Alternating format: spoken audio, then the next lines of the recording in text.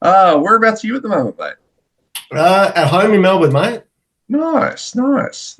How now you guys just did a run with Pestilence. How did that go?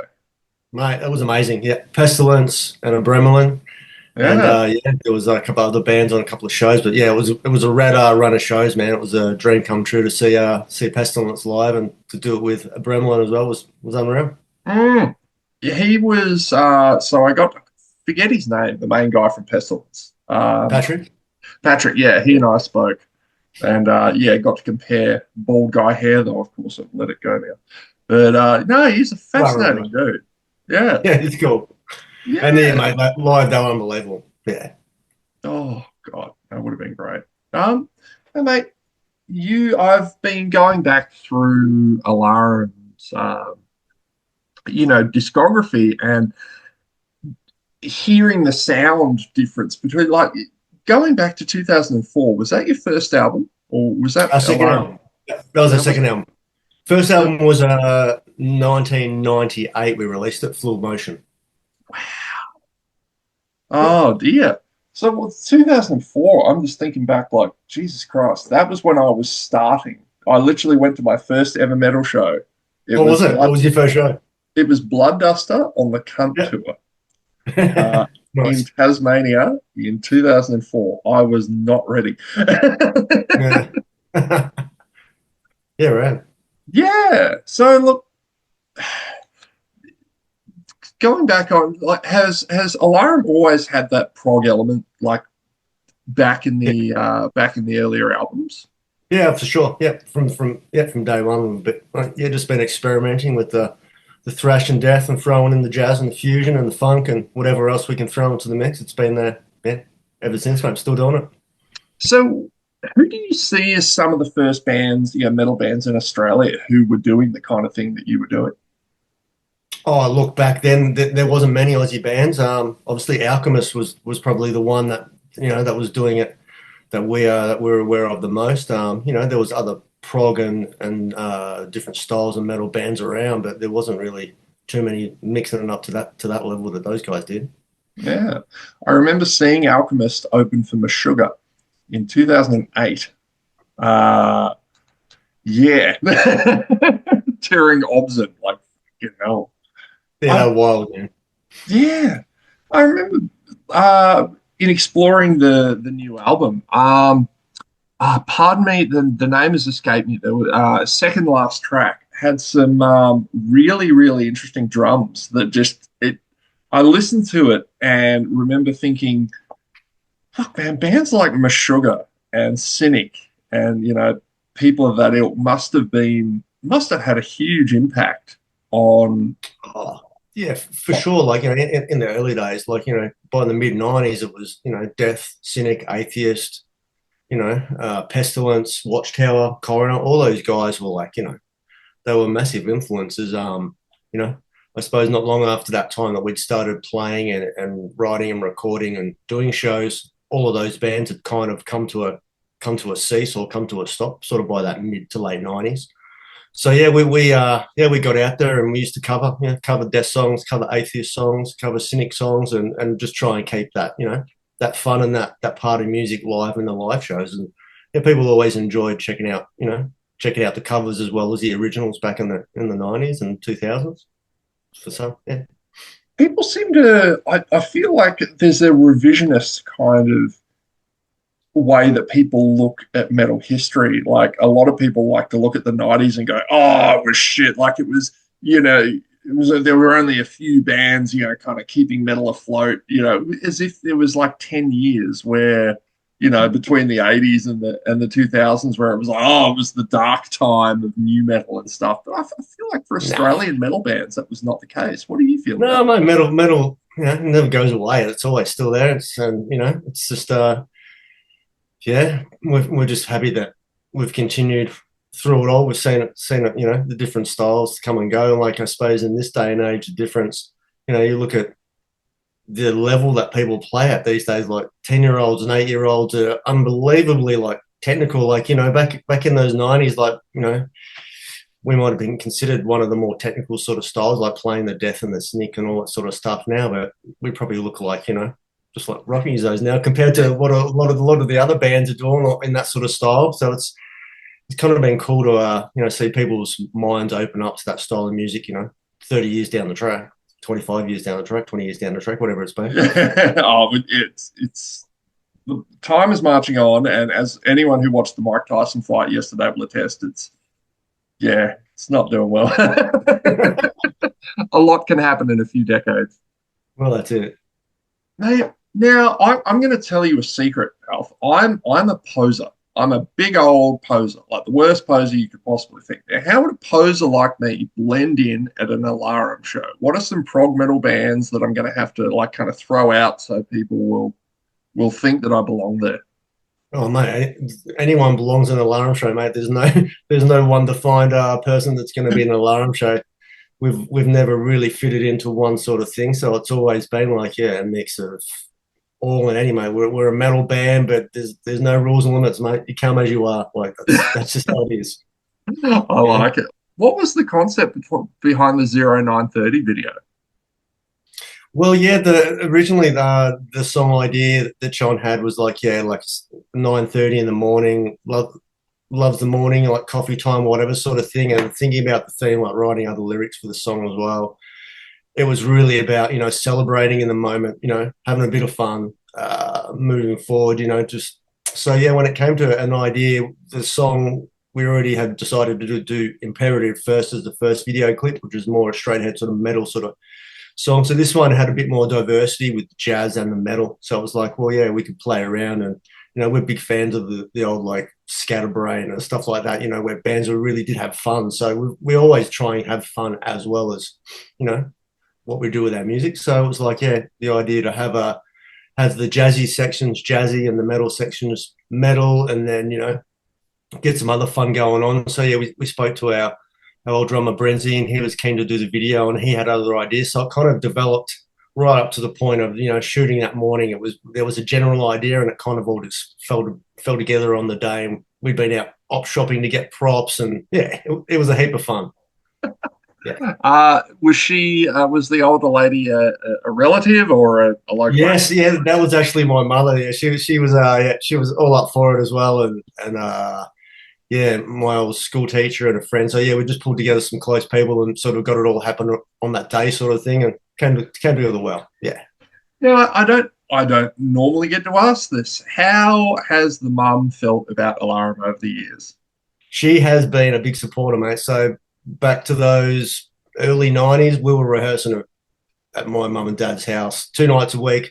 Yeah. Where they couldn't hear the footy, but they could hear ALARUM jam. And so yeah, from day one, mate, like yeah, they've always been behind us, and yeah, I love it. That's beautiful. Yeah. But so how long have you been working on Recontinue? Like, what were some of the biggest challenges? Yeah, so timeline wise, we released our last album, Circles End 2020. Tried to do some touring, but weren't able to do any for all the lockdown reasons. So I think maybe it was 2023. We did a run of shows. So 2024, we were working on ideas. Maybe did a couple of shows, and then it's really been like the last year and a half, really. So by the end of last year, we were demoing, getting everything in place to so we started tracking drums January, the start of this year, and then every weekend, every night, we just recorded, got it all done and out and released within the 9 months, 10 months. So it's been a busy year making it all happen, but we got there in the end. Nice. So where in Australia do you think the local metal scene is strongest? Like, as someone who is, I'm sure, been around the traps a bit. Yeah, look, it's for us, we've always found, our hometown Melbourne, we've always sort of been here and done more here, but it's always getting out and about. It's always good. Adelaide has always been really strong, and obviously seeing what's been going on in the last 10 years in Adelaide, like it's never gone away, and it's only getting bigger and stronger, and the events and that have been happening over there are huge and massive. So whether you're talking about that bigger side of shows or like the normal local sort of club shows, I mean, Brisbane, Sydney, Melbourne. We haven't been over to Perth for a long time, but everywhere seems to still have a good, strong scene that people can get out and support, depending on what else is happening at the same time, and how many internationals, and how many locals, and how many pubs there still are. Like, I suppose that's the challenge over time: is how many pubs are left in each city, and then how many shows can you sort of get through there. So. Yeah, it's been pretty brutal on people's wallets. Like, there's been a lot of competition for shows. Oh man, You know, it's been crazy. Yeah. oh God, can you remember it ever being like this? No, yeah, the memory over the years has faded for a lot of stuff. Uh, maybe not as much going on. No, it's not from the early days. Like, there'd be a few shows. There's always shows on, but not like 10 of this different styles sort of thing. So the limitation of the amount of venues these days, I suppose, is scaling it back a little bit to the local side of it. But the internationals are pretty out of control. Yeah, yeah. So, if you were to go back to like when I interviewed, what's that, Andrew Haig, or Hogue, however the fuck you pronounce his name, Metal Man Likes Running. Now he speaks about the shows that changed his life, and he will just instantly go, "Oh yeah, Metallica touring Justice," or I think it was the Damaged Justice tour Yeah, when they came down here with Sacred Reich opening. He can just rattle the stuff off the top of his Mortal head. Sin. Yeah, Mortal Sin. Yeah, Yeah, yeah. If Are there any of those shows for you that you are just like, yeah, that was the one? Or I don't have one, but that was definitely one of the. I was a massive Metallica fan at the time. Wasn't the massive fan of And Justice when it came out, but I was a massive Mortal Sin fan, and the fact that Mortal Sin was supporting them, I just couldn't believe I was going to see Mortal Sin. Like, I obviously loved the Metallica show as well. But there's been, as a punter, there's been lots of shows. Seeing bands like the Art House, like Cro-Mags and Spermbirds, like they were bands I never thought I'd ever see live. Morbid Angel when they first came out, like Sepultura, like all that international stuff has been mind blowing. But I suppose it's a lot of the local shows and the interstate shows that we've been a part of that probably stand out more. We went to with Tasmania with Dreadnought. I think it was '99 for our first out of Melbourne shows. All the Metal for the Brain shows that we went to over the years and stuff like that. It's been pretty amazing, as well as been fortunate enough to do some overseas tours and travels as well, which has been really cool. yeah, I grew up in Tassie, so Dreadnought, far out. Greg, is that his name? The main Yeah, dude, the guy who just that's never it. ever shuts up, and he's about this tall. Yeah, Yeah, God, I think that was when we went down there. Yeah, we did a cover show at down in Hobart on the Thursday night where they did cover songs and we did cover songs, and then we did Launceston and Hobart the next night. And I think that Hobart show was when we first saw the very young. It was one of their first shows, Psychropic. They were one of the opening bands, and we were like, "Wow, these guys are really cool for these young guys." Yeah, yeah. Well, this is going to date things terribly. Is when I saw Bloodduster, the opening bands was Zero Degrees Freedom, which was a Tasmanian death metal band. yeah, I know the guys. Yep, yep. Simon, yeah, and some other unknown band called Psychroptic was with Chalky as the Yep. vocalist. This is pre Jason. Yeah, yeah. Yeah, good times. Feels like 1,000 years ago, doesn't it? Uh, Yeah. hey, so, I mean, I was under the impression it was your debut, but eventuality, obviously, as you were saying, was your second album. But yeah, this Yeah. was released 20 years ago. If you could say anything to the blokes who released that album in 2004, like, what would you say? What would I say? God, that that would be releasing a fifth album and touring like Pestilence in the same week. No, that's not possible. But yeah, it happened, man. So yeah, we're pretty stoked. It's not. It's a nice feeling, isn't it? You can just kind of Yeah, go, and that "Oh, people, we have been around for a long time, and that people, they still, when we release something new, they haven't forgotten about us to the point where people are still excited, and they're contacting us from here and from around the world. So it is a cool feeling, that people still enjoy what we're doing and still support us. It's cool. that's nice." Right.